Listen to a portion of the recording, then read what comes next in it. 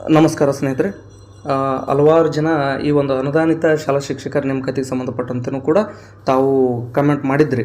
ಅವರಿಗೆ ನಾನು ಉತ್ತರವನ್ನು ನೀಡಿರಲಿಲ್ಲ. ಕಾರಣ ಏನು ಅಂತಂದರೆ, ಅಧಿಕೃತವಾದಂಥ ಮಾಹಿತಿ ಇಲ್ಲದೇ ಸುಮ್ಮನೆ ಏನೋ ಹೇಳುವಂಥದ್ದು ಬೇಡ ಅನ್ನೋ ಕಾರಣಕ್ಕೋಸ್ಕರ ನಾನು ಈ ಅನುದಾನಿತ ಶಾಲಾ ಶಿಕ್ಷಕರ ನೇಮಕಾತಿಗೆ ಸಂಬಂಧಪಟ್ಟಂತೆ ಯಾವ ಪ್ರಶ್ನೆಗಳಿಗೂ ಉತ್ತರವನ್ನು ನೀಡಿದ್ದಿಲ್ಲ. ಈಗ ಒಂದು ಅಧಿಕೃತವಾದಂಥ ಒಂದು ಮಾಹಿತಿ ಸಿಗ್ತಾ ಇದೆ. ಅದರಲ್ಲಿ ಏನಿದೆ, ಅನುದಾನಿತ ಶಾಲಾ ಶಿಕ್ಷಕರ ನೇಮಕಾತಿ ಯಾವಾಗ ನಡೆಯುತ್ತೆ ಮತ್ತು ನೇಮಕಾತಿ ಪ್ರಕ್ರಿಯೆ ಯಾವ ರೀತಿ ಇರುತ್ತೆ ಅನ್ನುವಂಥದ್ದನ್ನೆಲ್ಲನೂ ಈ ಒಂದು ಸಂಪೂರ್ಣ ಮಾಹಿತಿಯನ್ನು ಈ ವಿಡಿಯೋದಲ್ಲಿ ನಾವು ಡಿಸ್ಕಸ್ ಮಾಡೋಣ. ಜೊತೆಗೆ ನೋಡಿ, ಇಲ್ಲೆಲ್ಲ ಆನ್ಲೈನ್ ಅರ್ಜಿ ಅಂತ ಬಂದೈತೆ. ಆನ್ಲೈನ್ ಅರ್ಜಿ ಇರಲ್ಲ, ಇವು ಎಲ್ಲ AI ಕ್ರಿಯೇಟ್ ಮಾಡಿತ್ತಲ್ಲ, ಅದಕ್ಕೋಸ್ಕರ ಅದು ಆ ರೀತಿ ಬಂದಿದೆ. ಅದನ್ನೇನು ಗಂಭೀರವಾಗಿ ತಗೊಳಕ್ಕೆ ಹೋಗ್ಬಿಡಿ. ನಾನು ಮಾಹಿತಿನ ಹೇಳ್ತೀನಿ, ಸರಿಯಾಗಿ ನಿಮಗೆ ಮಾಹಿತಿ ಹೇಳ್ಕೊಡ್ತೀನಿ. ಅದಕ್ಕೂ ಮುಂಚೆ ನೀವು ನಮ್ಮ ಯೂಟ್ಯೂಬ್ ಚಾನಲನ್ನು ಸಬ್ಸ್ಕ್ರೈಬ್ ಮಾಡ್ಕೊಂಡಿಲ್ಲ ಅಂದರೆ ದಯವಿಟ್ಟು ಸಬ್ಸ್ಕ್ರೈಬ್ ಮಾಡ್ಕೊಳ್ಳಿ. ತಾವಿಲ್ಲಿ ನೋಡ್ಬೋದು 16/5/2026 ಅಂದರೆ ಈಗ ಒಂದು 3-4 ದಿನಗಳ ಹಿಂದೆ ಬಂದಂಥ ಒಂದು ಸುತ್ತೋಲೆ. ಎಲ್ಲಿಂದ ಬಂದಿರತಕ್ಕಂಥ ಸುತ್ತೋಲೆ ಅಂದರೆ ಆಯುಕ್ತರ ಕಚೇರಿ, ಶಾಲಾ ಶಿಕ್ಷಣ ಇಲಾಖೆ, ನೃಪತುಂಗ ರಸ್ತೆ, ಬೆಂಗಳೂರು. ಅಂದರೆ ಶಾಲಾ ಶಿಕ್ಷಣ ಇಲಾಖೆಯಿಂದ ಬಂದಂಥ ಒಂದು ಅಧಿಕೃತವಾದಂಥ ಒಂದು ಸುತ್ತೋಲೆ. ಇರತಕ್ಕಂಥ ವಿಷಯ ಏನು ಅಂತಂದರೆ, ರಾಜ್ಯ ಖಾಸಗಿ ಅನುದಾನಿತ ಪ್ರೌಢಶಾಲೆಗಳಲ್ಲಿ 31/12/2015 ಪೂರ್ವದಲ್ಲಿ ನಿಧನ, ನಿವೃತ್ತಿ, ರಾಜೀನಾಮೆ ಮತ್ತು ಇತರೆ ಕಾರಣಗಳಿಂದ ತೆರವಾದ ಹುದ್ದೆಗಳನ್ನು ಭರ್ತಿ ಮಾಡುವ ಕುರಿತು. ನೋಡಿ, ಇಲ್ಲೇನಾಗಿದೆ ಅಂತಂದರೆ, ಇದು ಭಾಳ ದಿನದ ವಿಚಾರ. ಅಂದರೆ ಭಾಳ ದಿನದ ವಿಚಾರ ಅಂದರೆ ಸುತ್ತೋಲೆ ಭಾಳ ದಿನದ್ದಲ್ಲ, ಸುತ್ತೋಲೆ ಮೊನ್ನೆ ಬಂದಿರತಕ್ಕಂಥದ್ದು.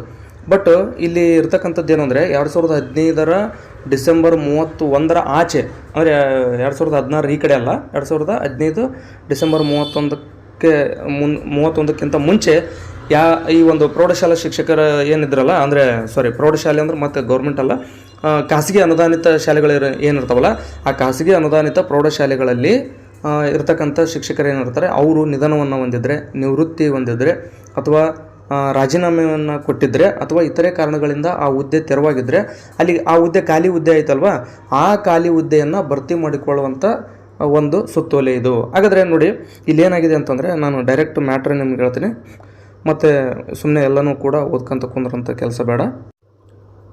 ನೋಡಿ, ಮುಂದುವರೆದು ಸದರಿ ಶಾಲೆಗಳಲ್ಲಿನ ದಿನಾಂಕ 31/12/2015 ಪೂರ್ವದಲ್ಲಿನ ನಿಯಮಾನುಸಾರ ಅರ್ಹ ಖಾಲಿ ಹುದ್ದೆಗಳನ್ನು ಭರ್ತಿ ಮಾಡಲು ಪ್ರಸ್ತಾವನೆಗಳನ್ನು ನಿಗದಿತ ಕಾಲಮಿತಿಯಲ್ಲಿ ಸಲ್ಲಿಸದಿದ್ದಲ್ಲಿ ಅಂತಹ ಹುದ್ದೆಗಳನ್ನು ಸದರಿ ಶಾಲೆಗಳಿಗೆ ಅವಶ್ಯವಿಲ್ಲದಿರುವುದೆಂದು ಭಾವಿಸಿ ಅಂಥ ಹುದ್ದೆಯನ್ನು ರದ್ದುಪಡಿಸಲು ಕ್ರಮ ಕೈಗೊಳ್ಳಲಾಗುವುದು.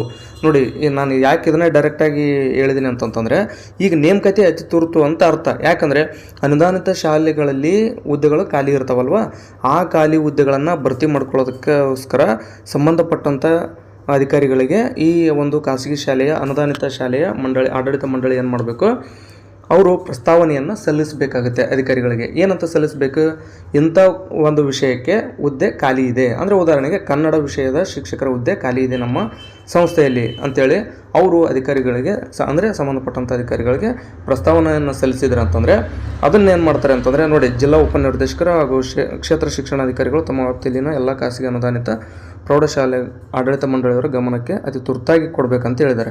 ಅಂದರೆ ಇವರು ಕೂಡ, ಅಂದರೆ ಉಪನಿರ್ದೇಶಕರು ಮತ್ತು ಕ್ಷೇತ್ರ ಶಿಕ್ಷಣಾಧಿಕಾರಿಗಳು ಕೂಡ ಅಲ್ಲಿ ತಮ್ಮ ವ್ಯಾಪ್ತಿಯಲ್ಲಿ ಬರ್ತಕ್ಕಂಥ ಅನುದಾನಿತ ಪ್ರೌಢಶಾಲೆಗಳೇನಿದ್ದಾವೆ ಅಲ್ಲಿ ಯಾವ ಹುದ್ದೆಗಳು ಖಾಲಿ ಇದ್ದಾವೆ ಪ್ರಸ್ತಾವನೆಯನ್ನು ಸಲ್ಲಿಸ್ರಿ ಅಂತೇಳಿ ಇವರು ಕೂಡ ಅವರಿಗೆ ತಿಳಿಸ್ಬೇಕಾಗುತ್ತೆ ಸಂಸ್ಥೆಗಳಿಗೆ. ಆಗ ಏನು ಮಾಡ್ತಾರೆ, ಆ ಅನುದಾನಿತ ಪ್ರೌಢಶಾಲೆಯ ಆಡಳಿತ ಮಂಡಳಿ ಏನಿರುತ್ತೆ, ಎಷ್ಟು ಹುದ್ದೆಗಳು ಖಾಲಿ ಇದೆ, ಯಾವ ಸಬ್ಜೆಕ್ಟಿಂದು ಅನ್ನುವಂಥ ಮಾಹಿತಿಯನ್ನು ಕ್ಷೇತ್ರ ಶಿಕ್ಷಣಾಧಿಕಾರಿಗಳು ಹಾಗೂ ಜಿಲ್ಲಾ ಉಪನಿರ್ದೇಶಕರಿಗೆ ನೀಡ್ತಾರೆ. ಆಗೇನಾಗುತ್ತೆ ಅಂದರೆ, ಅಲ್ಲಿರ್ತಕ್ಕಂಥ ಹುದ್ದೆಗಳಿಗೆ ನೋಟಿಫಿಕೇಷನ್ ಮಾಡ್ತಕ್ಕಂಥ ಪ್ರಕ್ರಿಯೆ ನಡೆಯುತ್ತೆ.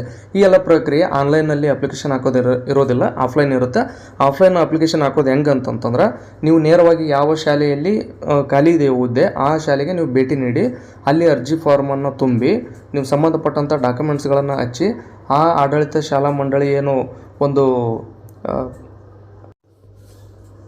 ಅಪ್ಲಿಕೇಶನ್ ಫೀಸ್ ಇಟ್ಟಿರುತ್ತೆ, ಅಂದರೆ ಒಂದು 500-1000 ಇರುತ್ತೆ, ಏನು ಜಾಸ್ತಿ ಇರೋಲ್ಲ. ಆ ಒಂದು 500-1000 ನೀವು DD ರೂಪದಲ್ಲಿ, ಅಂದರೆ ಆಡಳಿತ ಶಾಲಾ ಮಂಡಳಿ ಶಾಲಾ ಮಂಡಳಿ ಆಡಳಿತ ಇರುತ್ತಲ್ಲ, ಆ ಆಡಳಿತಕ್ಕೆ ಸಂಬಂಧಪಟ್ಟಂತೆ ಒಂದು ಬ್ಯಾಂಕ್ನಲ್ಲಿ DD ತೆಗಿಸಿ ಅವರಿಗೆ ಕೊಟ್ಟು ಅಪ್ಲಿಕೇಶನನ್ನು ಸಲ್ಲಿಸಬೇಕು. ಅದೇ ಒಂದು ಕಾಪಿಯನ್ನು, ಅದೇ ರೀತಿ ಏನು ನೀವು ಶಾಲೆಗೆ ಸಲ್ಲಿಸಿರ್ತಾರಲ್ಲ ಅದೇ ಒಂದು ಕಾಪಿಯನ್ನು ಜಿಲ್ಲಾ ಉಪನಿರ್ದೇಶಕರ ಕಚೇರಿಗೂ ಕೂಡ ಕೊಡಬೇಕಾಗುತ್ತೆ. ತದನಂತರ ಏನು ಮಾಡ್ತಾರೆ, ಪರ್ಸೆಂಟೇಜು ಮತ್ತು ಬೇರೆ ಬೇರೆ ಇನ್ನಿತರ ಮಾನದಂಡಗಳ ಆಧಾರದ ಮೇಲೆ ನಿಮ್ಮನ್ನು ಆಯ್ಕೆ ಮಾಡ್ಕೊಳ್ತಾರೆ. ಹಾಗಾದರೆ ಅನುದಾನಿತ ಖಾಸಗಿ ಪ್ರೌಢಶಾಲೆಗಳು ಅಂತಂದರೆ ಸ್ಯಾಲ್ರಿ ಹೆಂಗಿರುತ್ತೆ ಅಂದರೆ, ಗೌರ್ಮೆಂಟ್ ಟೀಚರ್ಗೆ ಏನಿರುತ್ತೆ ಅದೇ ಸ್ಯಾಲ್ರಿ ಅವರಿಗೂ ಕೂಡ ಇರುತ್ತೆ. ಆದರೆ KGID ಇರೋಲ್ಲ, ಮುಂದೆ ಒಂದಷ್ಟು ಸವಲತ್ತುಗಳು ಅಷ್ಟೇ ಇರೋಲ್ಲ. ಅದನ್ನು ಬಿಟ್ಟರೆ ಏನು ಸ್ಯಾಲ್ರಿ ಇರುತ್ತೆ ಅದೇ ಸ್ಯಾಲ್ರಿನೇ ಖಾಸಗಿ ಅನುದಾನಿತ ಶಿಕ್ಷಕರಿಗೂ ಕೂಡ ಇರುತ್ತೆ. ಜೊತೆಗೆ ಪ್ರತಿ ವರ್ಷವೂ ಕೂಡ ಸ್ಯಾಲ್ರಿ ಹೈಕ್ ಆಗ್ತಿರುತ್ತೆ, ಅಂದರೆ ಹೆಚ್ಚಿಗೆ ಆಗುತ್ತೆ, DA ಹೆಚ್ಚಾಗ್ತವೆ, ಎಲ್ಲವೂ ಕೂಡ ಅಂದರೆ ಸರ್ಕಾರಿ ಶಾಲಾ ಶಿಕ್ಷಕರಿಗೆ ಏನಿರುತ್ತೆ ಅನುದಾನಿತ ಶಾಲಾ ಶಿಕ್ಷಕರಿಗೂ ಕೂಡ ಅವೇ ಇರ್ತವೆ. ಒಂದಷ್ಟು ಮಾತ್ರ ಸವಲತ್ತುಗಳು ಇರೋದಿಲ್ಲ, ಅದನ್ನು ಬಿಟ್ಟರೆ ಎಲ್ಲವೂ ಕೂಡ ಸೇಮ್ ಆಗಿರುತ್ತೆ. ಅದಕ್ಕೋಸ್ಕರ ಇವು ಕೂಡ ಒಂದು ಸರ್ಕಾರದ ಹುದ್ದೆಗಳಂತಲೇ ನೀವು ಗಮನದಲ್ಲಿ ಇಟ್ಕೊಂಡೇ ಇದಕ್ಕೂ ಕೂಡ ತಯಾರಿಯನ್ನು ನಡೆಸಿರಿ. ಜೊತೆಗೆ ನಿಮ್ಮ ಸುತ್ತಮುತ್ತ ಇರತಕ್ಕಂಥ ಅನುದಾನಿತ ಪ್ರೌಢಶಾಲೆಗಳು ಯಾವಿದ್ದಾವೆ ಅದನ್ನು ಗಮನಕ್ಕೆ ತೊಗೊಳ್ರಿ. ಉದಾಹರಣೆಗೆ ನಿಮ್ಮ ಜಿಲ್ಲೆಯಲ್ಲಿ ಹಲವಾರು ಪ್ರೌಢಶಾಲೆಗಳು ಇರ್ತವೆ. ಆ ಒಂದಷ್ಟು ಪ್ರೌಢಶಾಲೆಗಳ ವಿವರವನ್ನು ತೊಗೊಂಡು ಯಾವ ಒಂದು ಶಾಲೆಯಲ್ಲಿ ಯಾವ ಹುದ್ದೆ ಖಾಲಿ ಇದೆ ಅನ್ನೋಂಥದ್ದನ್ನು ನೀವು ನೋಟ್ ಮಾಡ್ಕೊಳ್ರಿ. ನೋಡ್ಕೊಂಡು ಏನು ಮಾಡಿರಿ, ಸಾಧ್ಯ ಆದರೆ ಈಗಲೇ ಅವ್ರಿಗೆ ಭೇಟಿ ಅಂದರೆ ಆ ಒಂದು ಶಾಲೆಗೆ ಭೇಟಿ ಕೊಟ್ಟು ಯಾವ ಹುದ್ದೆ ಖಾಲಿ ಇದೆ ಏನು ಅನ್ನುವಂಥ ಮಾಹಿತಿಯನ್ನು ಸಂಗ್ರಹಿಸ್ಕೊಂಡು ಮುಂದೆ ಅಪ್ಲಿಕೇಶನ್ ಕರೆದಾಗ ಅದು ದಿನಪತ್ರಿಕೆಗಳಲ್ಲಿ ಹಾಕ್ತಾರೆ. ಹಂಗೆ ಸುಮ್ಮನೆ ನೋಟಿಫಿಕೇಷನ್ ಮಾಡೋಕ್ಕೆ ಬರೋಲ್ಲ. ಅದು ಅಂದರೆ ದಿಢೀರ್ ಅಂತೇಳಿ ಈಗ ನೋಡಿರಿ PST GPT HSTR ಆದರೆ ಇವನ್ನೇನು ಮಾಡ್ತಾರೆ, ಶಾಲಾ ಶಿಕ್ಷಣ ಇಲಾಖೆ ಅಧಿಕೃತ ವೆಬ್ಸೈಟ್ನಲ್ಲಿ ಪ್ರಕಟಿಸ್ತಾರೆ. ಅದು ಮುಂದೆಲ್ಲ ದಿನಪತ್ರಿಕೆಯಲ್ಲಿ ಆ ರೀತಿಯಲ್ಲಿ ಸುದ್ದಿ ಬರುತ್ತೆ. ಬಟ್ ಈಗ ಒಂದು ಖಾಸಗಿ ಅನುದಾನಿತ ಶಾಲೆಯಲ್ಲಿರ್ತಕ್ಕಂಥ ಶಿಕ್ಷಕರ ಹುದ್ದೆಯನ್ನು ಒಳಗೆ ಅವರು ನೇಮಕಾತಿ ಮಾಡ್ಕೊಳ್ಳೋಕೆ ಬರೋಲ್ಲ. ಅದಕ್ಕೆ ಅವರು ಕೂಡ ನೋಟಿಫಿಕೇಷನ್ ಮಾಡ್ಬೇಕು. ಹೆಂಗೆ ಮಾಡ್ಬೇಕಂದ್ರೆ ರಾಜ್ಯ ಮಟ್ಟದ ಒಂದೆರಡು ಪತ್ರಿಕೆಗಳಲ್ಲಿ ಅವ್ನು ಹಾಕ್ತಾರೆ. ಅಂದರೆ ಪ್ರಜಾವಾಣಿ, ವಿಜಯವಾಣಿ, ವಿಜಯ ಕರ್ನಾಟಕ, ಉದಯವಾಣಿ ಇಂಥ ಪತ್ರಿಕೆಗಳಲ್ಲಿ ಏನು ಮಾಡ್ತಾರೆ, ಶಾಲೆ ಹೆಸರು, ಸಂಬಂಧಪಟ್ಟಂಥ ಹುದ್ದೆ ಅವೆಲ್ಲ ಮಾಹಿತಿಯನ್ನು ಕೂಡ ಅವರು ನೋಟಿಫಿಕೇಷನ್ ರೀತಿಯೇ ಹೊರಡಿಸ್ಬೇಕಾಗುತ್ತೆ. ಅವು ಏನಾಗುತ್ತೆ ನಿಮಗೆ ತಲುಪ್ತವೆ. ಪೇಪರ್ ನೋಡ್ಕೊತೀರಿ, ಈಗೊಂದಷ್ಟು ಪೇಪರನ್ನು ನೋಡಿರಿ, ಓದಿರಿ. ಅದರಲ್ಲಿ ಮಾಹಿತಿ ಬಂದಾಗ ನೀವು ಹೋಗಿ ಅರ್ಜಿ ಸಲ್ಲಿಸಬೇಕು. ಅಂದರೆ ಶಾಲೆಗೆ ಹೋಗ್ಬೇಕು, ಆನ್ಲೈನ್ ಇರೋದಿಲ್ಲ. ಈ ರೀತಿ ಸಲ್ಲಿಸಿ ನೀವು ಆ ಹುದ್ದೆಗಳನ್ನು ಪಡ್ಕೊಳ್ಬೋದು. ನಿಮಗೇನಾದರೂ ಶಾಲೆಗಳ ಬಗ್ಗೆ ಮಾಹಿತಿ ಇತ್ತು ಅಂದರೆ ಅಂತೂ ಒಳ್ಳೆಯದು.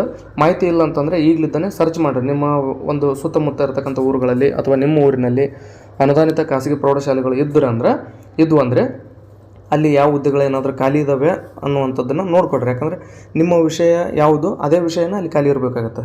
ಅದಕ್ಕೋಸ್ಕರ ನೀವು ನೋಡಿಕೊಂಡು ಮುಂದೆ ನೋಟಿಫಿಕೇಷನ್ ಆಗ್ತಕ್ಕಂಥ ಸಂದರ್ಭಕ್ಕೆ ನಾನು ನಿಮಗೆ ಮಾಹಿತಿಯನ್ನು ನೀಡ್ತೀನಿ. ಅಥವಾ ಯಾವುದಾದ್ರೂ ಪೇಪರ್ ಕಟ್ಟಿಂಗ್ ಅಥವಾ ಬೇರೆ ಬೇರೆ ಮಾಹಿತಿಯಲ್ಲಿ ಸಿಕ್ಕರು ಅಂತಂದ್ರೆ ಅದನ್ನು ಕೂಡ ನಾನು ನಿಮಗೆ ಶೇರ್ ಮಾಡ್ತೀನಿ. ಅಂದರೆ ನಿಮಗೆ ಶೇರ್ ಮಾಡ್ತೀನಿ ಅಂದ್ರೇನು, ಪರ್ಸನಲಾಗಿ ಶೇರ್ ಮಾಡೋಕ್ಕಾಗಲ್ಲ. ಅದನ್ನು ಟೆಲಿಗ್ರಾಮ್ನಲ್ಲಿ ಹಾಕಿರ್ತೀನಿ.